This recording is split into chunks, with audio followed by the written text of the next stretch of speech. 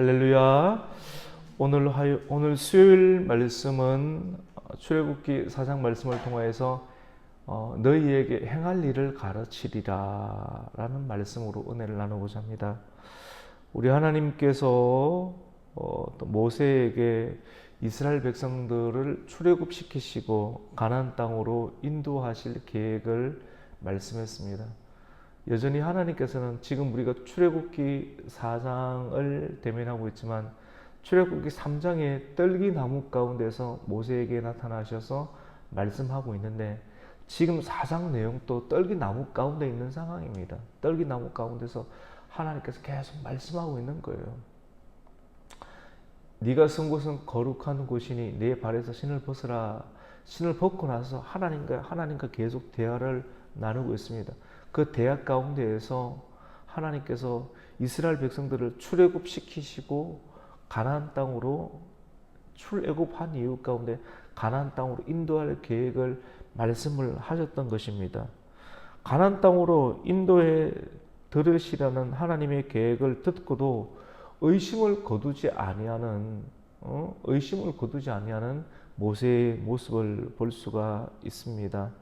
하나님은 이스라엘 백성을 애굽에서 구원해 내시고 가나안 땅으로 인도해 내시겠다는 그러한 강력한 의지를 거듭해서 그렇게 표명하고 있는데, 그러나 모세는 오늘 4장 1절 말씀을 보면 어떻게 설명을 하느냐면 삼중적 불신, 세 번에 걸쳐서 불신으로 하나님의 그런 표현, 하나님께서 강하게 거듭해서 너희들을 인도해서 좋은 곳으로 가나안 땅으로 인도하겠다라고 거듭해서 말씀하시는 그 하나님의 의지에 대해서 불신으로 표현하는 모습을 볼 수가 있습니다. 오늘 4장 1절에 그 불신을 나타내는데 이렇게 표시하죠. 모세가 대답하여 이르되, 그러나 하나님께서 인도하신다고 하는데 그러나 첫 번째 불신은 나를 믿지 아니하며, 그러나 그들이 나를 믿지 아니하면, 두 번째는 내 말을 듣지 아니하고, 이러기를, 세 번째로는 여호와께서 내게 나타나지 아니하셨다라고 한다라고 하면 나는 어떻게 해야 합니까? 라고 이야기를 합니다. 가서 내 말을 전해라라고 하지만도 그들이 나를 믿지 아니하고, 내 말을 듣지 아니하고, 그들이 여호와께서 너에게 나타나지 아니하셨다라고 한다라고 하면 아무런 소용이 없는 거지 않습니까? 그 말도 일리가 있는 것입니다.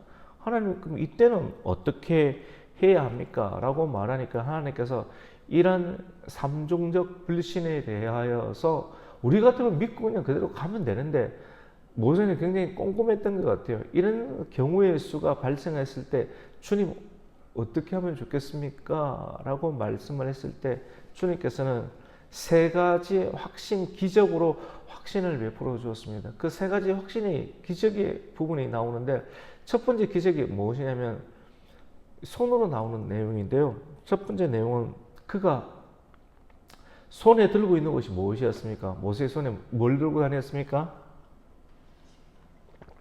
지팡이를 들고 다녔잖아요. 늘 들고 다니는 그 지팡이, 40년간 광야 생활하면서 지팡이로 양떼를 쳤는데 그 지팡이를, 네 손에 들고 있는 지팡이를 땅에 놓아라. 땅에 놓았습니다. 땅에 놓는 순간 뭐가 되었습니까? 뱀이 되어버렸습니다. 뱀은 애굽 사람들에게 있어서는 굉장히 신성시되는 그런 동물이었습니다.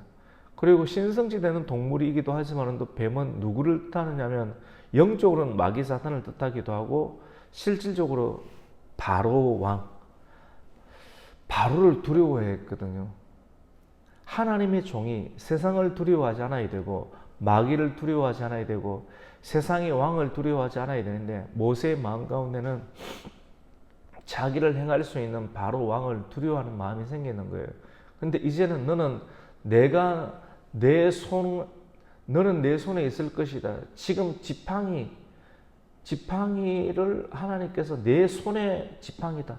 지금 이 손이 네 손에 들고 있는 지팡이는 네가 잡고 있는 것처럼 보이지만도 이 지팡이를 내가 너를 붙잡고 있는 마음을 어떻게 표현하냐면 이 지팡이를 던져라. 이 지팡이를 던지니까 뱀이 되었고 하나님께서 하시는 말씀이 그 지팡이 뱀이 된 것을 꼬리를 잡으라 이렇게 말합니다. 잘 들어보세요. 여러분 뱀은 꼬리를 잡으면 됩니까 안 됩니까?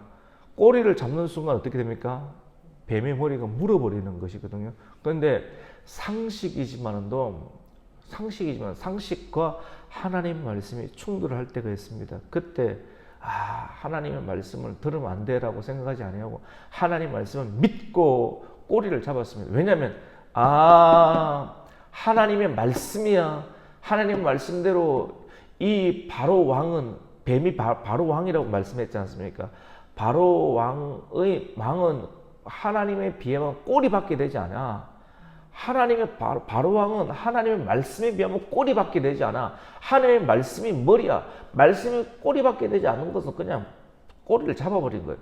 그러니까 어떻게 되면 그 순간 하나님의 능력의 손이 임해서 하나님 지팡이가 되어버린 거예요.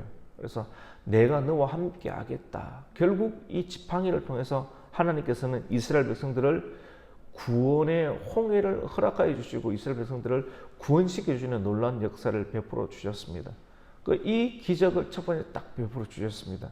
두 번째로 모세야 네 손 색깔은 살 색깔이죠. 맞죠?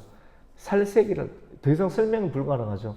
오늘 아침에도 권사님 저한테 물어보는데 더 이상 권사님 저한테 질문하지 마세요. 내가 해줄 말이 없습니다. 이런 말 있지 않습니까?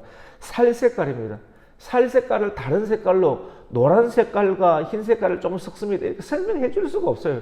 더 이상 권사님 보는 거와 똑같아요. 그냥 저한테 질문해도 해줄 말이 없는 거예요. 그냥 이게 살 색깔입니다. 살 색깔. 근데 이게 살 색깔인데 이 살 색깔을 내 품 안에 집어넣어라. 품 안에 집어넣었다가 다시 꺼내라. 어떻게 되었습니까? 희게 되었다라고는 성경 말은 희게 되었다는 나병에 걸렸다는 말. 뚝뚝 고름이 떨어지는 나병에 걸려서 질병에 걸려버려서 그때는 이 질병에 걸리면 나병에 걸리면 인생이 끝인 것이지 않습니까? 진 밖으로 쫓겨나야 되는 것이고 오늘날로 하면 암보다 더 심각한 질병이지 않습니까? 사형 선고를 받은 거나 마찬가지지 않습니까? 그런데 하나님께서 하나님의 능력의 말씀은 이 질병조차 고칠 수 있다. 질병조차 말씀 앞에서는 꼼짝하지 못한다라는 것을 보여주기 위해서 그 하얀 손을 다시 너희 품 안에 집어넣으라 했을 때 다시 살 색깔로, 살 색깔은 더 이상 설명 어때요? 말 그대로 살 색깔입니다. 보는 그대로입니다. 권사님, 사모님이 보는 그대로예요. 더 이상 내가 설명할 수가 없어요. 교회의 상황 보는 그대로예요. 더 이상 제가 더 아는 것이 없어요. 본 그대로가 다인 겁니다. 그냥 살 색깔입니다. 살 색깔. 살 색깔로 바뀌는 그것이 하나님께서 딱 보여주는 거예요. 그 기적을 보았습니다. 근데 이 기적을 보고도 그들이 믿지 아니하려고 할 것이다. 하지만 마지막 기적은 그들이 믿을 것이다 라고 이야기합니다. 마지막 기적은 지금까지 다 손으로 만들어요. 손의 지팡이, 손이 나병으로 변했다고 손이 원래의 색깔로 변하는 색깔. 세 번째 기적은 어떤 것이냐면 나일강 물을 떠다가 한번 뿌려보아라. 나일강 물을 또 손으로 떠와서 뿌리는 거 아니었습니까? 나일강 물은 이스라엘 백성들에게 있어서 어떤 것이었습니까? 생명의 젖줄과 같은 것이었습니다. 생명의 젖줄과 같은 그 나일강 물, 그 물을 마시면서 살았는데 하나님의 은혜의 생수지 않습니까? 에스겔 성전문에서 나오는 그 물을 마셔야 되는데 근데 이 나일강 물을 하나님께서는 어떻게 뿌리니까 피가 되게 해야겠다. 피가 되게 해야겠다. 그 내용을 오늘 이 세 가지 기적을 하나님께서는 보여주게 되었던 것이죠. 그러니까 오늘 이 말씀을 듣고도 하나님께서는 모세는 어떻게 이야기를 했냐면 오늘 10절 말씀 가운데 모세가 여호와께 아뢰되 오 주여 나는 본래 말을 잘 하지 못하는 자니이다. 우리 10절 말씀 한번 읽겠습니다. 시작. 모세가 여호와께 아뢰되 오 주여 나는 본래 말을 잘 하지 못하는 자니이다. 주께서 주의 종에게 명령하신 후에도 역시 그러하니 나는 입이 뻣뻣하고 혀가 둔한 자니이다. 이 세 가지 기적을 보여준데도 불구하고 말을 잘 하지 못한다. 왜 말을 잘 하지 못했을까요? 왜 말을 잘 하지 못했을까요? 모세가 자신감을 좀 잃었을 수도 있습니다. 모세가 40세 때 나름대로 힘이 있을 때 어떻게 쫓겨났지 않습니까? 도망쳐 나왔지 않습니까? 뭔가를 하려고 했는데 그것이 자기의 작은 실수처럼 보이는 일들로 인해서 사람을 밀쳤는데 죽어버렸고, 그것이 잘하려고 했는데 죽어버렸고, 또 그것으로 인해서 살기 위해서 미디안 광야로 도망가는 일들이 일어나게 되었는데, 미디안 광야로 도망간 세월이 지금 40년, 80세가 되었습니다. 80세 된 노인이 이제 어떻게 이스라엘을 구원하겠습니까? 차라리 구원하려고 나를 쓰시려거든 젊은 40대 나를 쓰시는데 지금 80세가 된 허리도 구부정하고 뭘 쓰겠다는 것입니까? 그런 생각을 가질 수도 있는데, 이 정도뿐만 아니라 여러 가지로 섭섭한 마음도 들 수도 있을 것이고, 그리고 40년이 지나서 40년 동안 양의 똥만 쳤어요. 자기의 상황 자체가 되게 우울한 상황이에요. 환경적으로 남들은 영어도 잘하고 애국어도 잘하고, 오늘날 말하면 영어도 잘하고, 애국어가 영어와 똑같아요. 영어와 똑같다는 것이 아니고 전 세계 공용어가 그때는 애국어지 않겠습니까? 맞죠? 근데 나는 말을 잘 못하고, 그때 40세 때 영어를 하라고 하면 영어를 잘 했겠지만도 40년이 지난 다음에 그냥 시골에 처박혀가지고 생활을 하는데 영어가 입이 잘 안 들어가는 거지 않습니까? 그러니까 나는 이제 바로 앞에 가서 이런 말을 하라고 하는데 하나님께서 말을 하겠습니까? 그리고 히브리인들을 떠나온 지도 그때 40세 히브리 말 조금이라도 할 수 있었는데, 지금은 영어도 잘 못해, 히브리어도 잘 못해, 애국어도 잘 못해, 미디안어만 조금 할 줄 아는데 40년은 살았으니까. 그러니까 나는 이스라엘 백성들 앞에서 입이 뻣뻣하고 말을 잘 하지 못한다 라고 또 자기의 처지를 하나님께 설명하는 거예요. 하나님께 거역하려고 거역하는 것만은 아니지만 또 자기의 현재의 상황을 이렇게 표현하는 그런 모세의 모습을 봅니다. 여러분 이해되시죠? 맞죠? 이렇게 표현하니까 하나님께서 11절에 여호와께서 그에게 이르시되 누가 사람의 입을 지었느냐? 우리 읽어봅니다. 시작.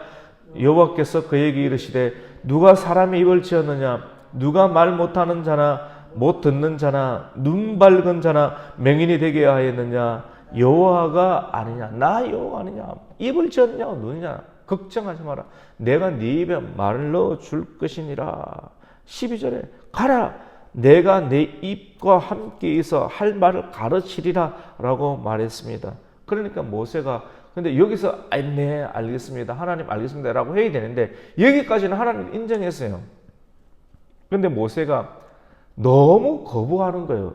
이제 하나님도 조금 열받았습니다. 모세가 뭐라 하냐면 오 주여 보낼 만한 자를 보내서 이러니까 하나님도 인내심의 한계가 나왔는지 14절에 보니까 하나님께서 열받으셨어요.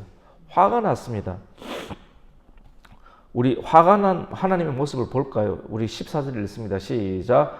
여호와께서 모세를 향하여 노하여 이르시되 레위 사람 내 형 아론이 있지 아니하냐? 그가 말 잘하는 것을 내가 아노라.